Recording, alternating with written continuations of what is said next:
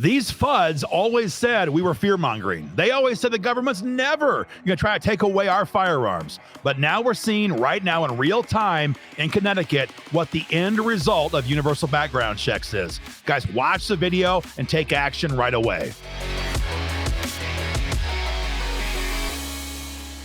Guys, Aaron Dorr here with an update for gun owners on H.R. 715. This is Joe Biden's National Gun Owner Registry. He calls it universal background checks. And guys, there's been some people in the gun rights space over the last 10 or 15 years since I've been involved in the fight for gun rights who have always said that when we talk about universal background checks and how it's actually a national or a statewide gun registry, they always sit back, they take pot shots, and they say, oh, come on. Our government, state government, federal government, they're never going to try to confiscate our firearms. Stop fear-mongering. And if we push back, they say, you guys are just trying to raise money and get people scared. Now, I'm hoping that was, 10, 15 years ago. I'm hoping that these days in the fight for gun rights, everybody is very clear on what our enemy wants to do. Joe Biden is just the figurehead of the radical left and that entire radical left machine. They hate gun owners. They hate the Second Amendment, and their goal is to confiscate every single firearm we own. But they cannot do that unless they first have a list of who owns what type of firearms. That is what H.R. 715 is all about. It is Biden's National Gun Registry. Guys, this bill is not sponsored by a Democrat. It's sponsored by a Republican. In fact, it's sponsored by Brian Fitzpatrick from Pennsylvania, who is one of Kevin McCarthy's best friends in Washington, D.C. It already has over 200 co-sponsors and is rapidly picking up steam right now in the Congress. So whatever else you do, hit the link beneath this video and sign your petition against H.R. 715. Now, people ask me sometimes, Aaron, what's the point? I'm in a blue state. Why even bother? I'm in New York, or I'm in California. I'm in Maryland. Folks, here's the deal. Most of the time, these bills are going to come down to 6 or 7 votes. And a lot of times, it's the Republicans in blue states who will make or break these votes. So for heaven's sakes, yes, make your voice heard, sign your petition, and get involved in this fight. Now, in case there's any gun owners left who still doubt the end game of universal background checks, we're going to give you a case study in this video out of Connecticut.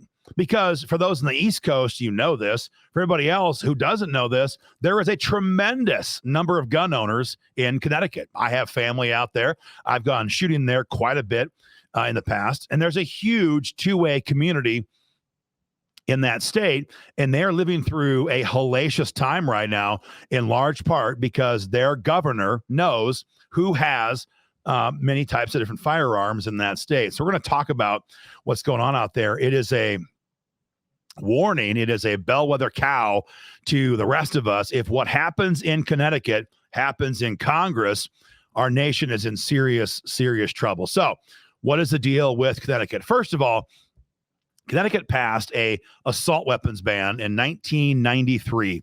It was the third in America to do so. And that bill back then, I wasn't involved. I was in grade school back then. But that bill primarily dealt with AR-15s. And that bill had a grandfather clause. Many times, here's one little rabbit trail takeaways. Almost every time we see tyranny brought upon us in the form of gun control, it comes with a carrot. And the carrot is usually a grandfather clause. Connecticut had this in 1993. So, yes, we're going to ban the sale of future assault weapons, namely AR-15s. But if you have one right now, you can keep it if you get it registered with the state, so we know who has what firearms. That was their first law in 93. 2013, in the wake of the 2012 Sandy Hook school shooting situation, they expanded their assault weapons ban dramatically. They specifically named over 100 additional firearms that were off limits to people in Connecticut. But again, as was the case in 93, there was a grandfather clause. And in fact, Connecticut, up until this year, allowed you to transfer those assault weapons to other people in the state who also had a special permit from the government to possess a assault weapon. I'm going to keep air quoting. If I forget one time, you have to give me some slack.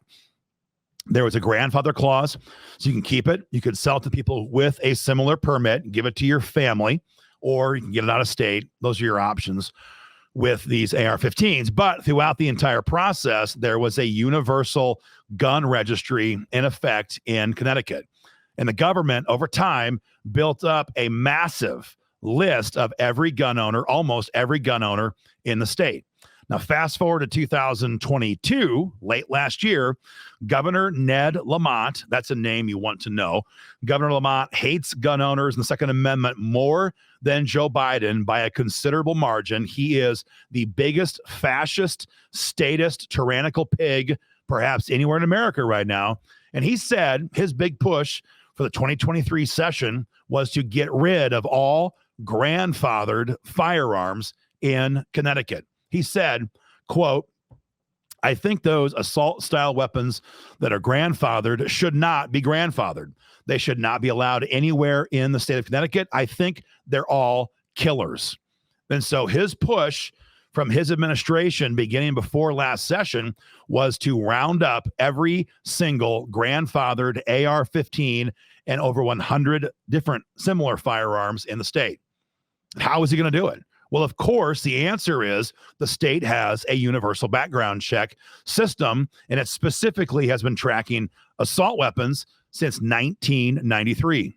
So 81,000 gun owners in Connecticut who own an AR-15 or similar firearm are listed off in the government's database. And Governor Ned Lamont said his goal was to pass a law to send troopers house to house to 81,000 homes to confiscate these firearms. Now, that bill did not pass, at least not in the way that the governor wanted it to pass. Instead, what they had done is they've ended all grandfather clauses. So if you own a AR-15 or assault weapon right now in Connecticut, upon your death, it cannot go to your children. It cannot be sold. It can be sold to a gun trust, or it can be given to the government. Those are your two options upon your death. They have ended the grandfather clause. They've ended the sale of these items between people in the state with a permit from the government. And they just narrowly defeated the governor's intention of going house to house, door to door, and rounding up people who have an AR-15 or similar assault weapon. Now, that's, I guess, good news, insofar as they didn't go house to house yet. But make no mistake, this is the next final stage in Connecticut. And the first time somebody in Connecticut has one of those grandfathered AR-15s stolen from them or used without their consent in some criminal action, God forbid a mass shooting, you can bet your bottom dollar that the next session, or they'll call an emergency session, and the governor will get his bill passed to round up all grandfathered AR-15s in Connecticut, and they're going to be able to do it because they have universal background checks. So any gun owner out there who tells you, oh, this is no threat, I don't know. I don't want to talk bad about gun owners, but either they're willfully naive or they are stupidly complicit. Because it is obvious now, our government is telling us every day now what their agenda is. Beto O'Rourke was saying on the debate stage, hell yes, we're going to come and grab your AR-15s. HR 715 is a necessary precursor to enable future gun confiscation. Everyone knows that. Everyone knows that. So again, right now, if you're in a blue state, the Republicans in your state congressional delegation can make or break this bill. You must sign your petition. If you're in a red state right now, this is a Republican-sponsored gun control bill. Again, GOP-sponsored gun control. And Brian Fitzpatrick, the sponsor, is going around working the entire conference, trying to flake off 2 or 3 Republican rhinos to support it. And if that happens, there's going to be a mad dash of weak-kneed rhinos who will support this bill with their co-sponsorship. So, guys, you must make your voice heard. If you're in a blue state, if you're in a red state, it doesn't matter. Stand up and make your voice heard. You know, some key takeaways as to what's happening right now in Connecticut. First one, to me, is very obvious. And that is that any limited assault weapons ban will only be expanded very quickly, very quickly. This is the radical left's classic MO. They'll pass a scaled back version of what they want. They'll tell gun owners, oh, it's okay. This does not apply to you. It applies to generations down the road. They'll wave the carrot at us. Any limited scope assault weapons ban, by definition, is designed to be expanded. We cannot accept any version of that. Number two, the same thing is true when it comes to universal background checks. This is a state or national gun registry. We all know this, and it's designed to be expanded. So the carrot they offer right now is, oh, it's okay. If you want to sell a gun or give a gun to your kids or grandkids, that's okay. We're not trying to register your grandpa's shotgun. That's what they say now. But again, the first time one of those grandfathered firearms is used in a crime, they will take away the familial exception and they will register every single firearm and have the list they're looking for. The third takeaway to me, I think, is pretty obvious as well.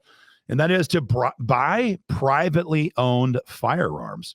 I get it. You can't get what you want off the rack. It's not as easy as shopping online. But if you want to keep the government from knowing what firearms you have, you cannot buy them from dealers. Now, I want to be clear, not giving legal advice. Certain states have certain requirements, how many guns you can buy in a certain amount of time before you're a trafficker, one gun a month. There's various regulations. I'm not saying break the law. I'm simply saying where possible, we must buy privately. There's no other way to keep the government from knowing what guns you have. If you buy it from a dealer, you can rest assured that somehow or other that transaction and your name will wind up in a federal database, period.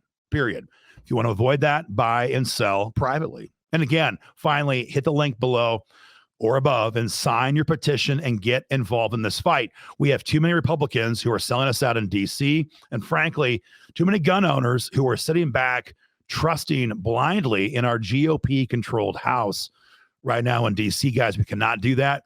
Join the fight. Hit the link. We'll keep you guys informed. Take care.